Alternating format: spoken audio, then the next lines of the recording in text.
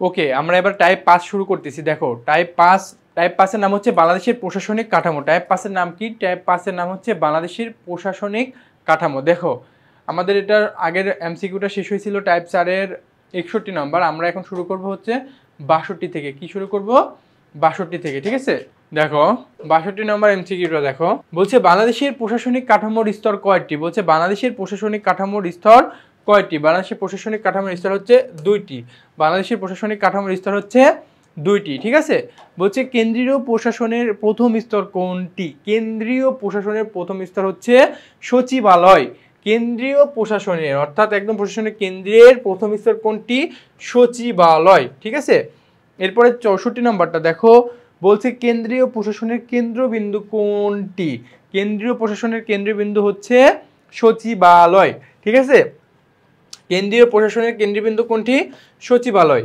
এরপরে দেখো 65 নম্বরটা দেখো, 65 নম্বরটা হচ্ছে প্রশাসনিক সিদ্ধান্ত গৃহীত হয় সচিবালয়ে, সংসদ ভবনে, রাষ্ট্রপতির কার্যালয়ে না সুপ্রিম কোর্টে? বলছে প্রশাসনিক সিদ্ধান্ত গৃহীত হয় হচ্ছে সচিবালয়। কোথায়? সচিবালয়ে। প্রশাসনিক কাঠামো বা প্রশাসনিক সিদ্ধান্ত গৃহীত হয় কোথায়? সচিবালয়ে।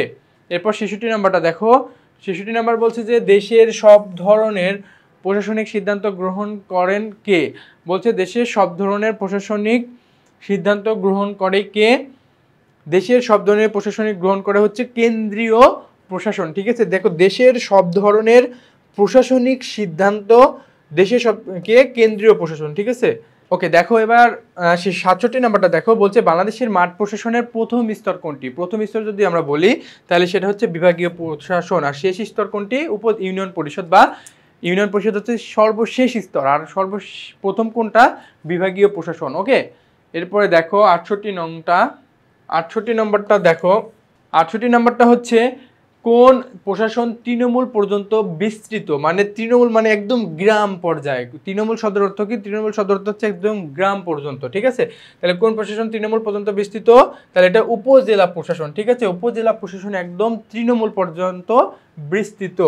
এরপরে 69 নম্বর দেখো, বলছে অধিদপ্তরের প্রধান কে?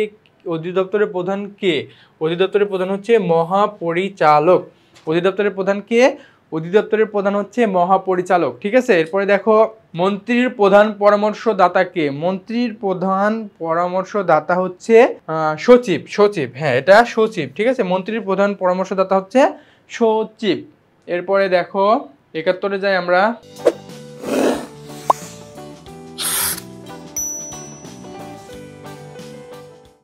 71 নম্বরটা দেখো, বলছে যে সচিবালয়ের প্রশাসনিক কাঠামোতে চতুর্থ ধাপের প্রশাসনিক কর্মকর্তা কে? বলছে সচিবালয়ের প্রশাসনিক কাঠামোতে চতুর্থ ধাপের প্রশাসনিক কর্মকর্তা কে?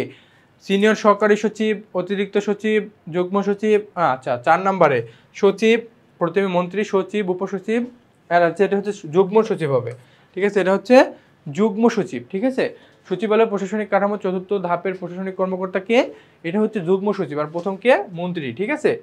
এরপরে 72 নম্বরটা দেখো, বলছে সচিবালয় হলো কেন্দ্রীয় প্রশাসনের মধ্যমণি।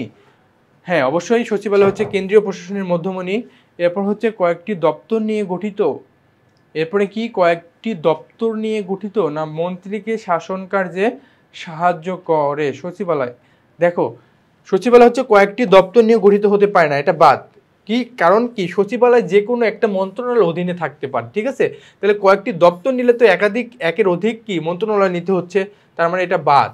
তাহলে কি আমাদের সচিবালয় হলো একটা হচ্ছে কেন্দ্রীয় প্রশাসনের মধ্যমণি, আর 3 নাম্বারটা হচ্ছে মন্ত্রীকে শাসন কার্যে সাহায্য করে কে? সচিবালয়। সচিবালয় তথ্য প্রদান করে সাহায্য করে থাকে। তাহলে আমাদের আনসারটা হচ্ছে 1 ও 3। আমাদের আনসারটা কি? 1 ও 3।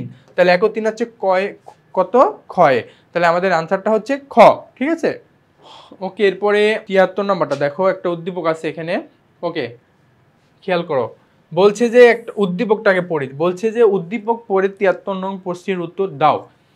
আজাদ সাহেব একজন উচ্চ পদস্থ সরকারি কর্মকর্তা।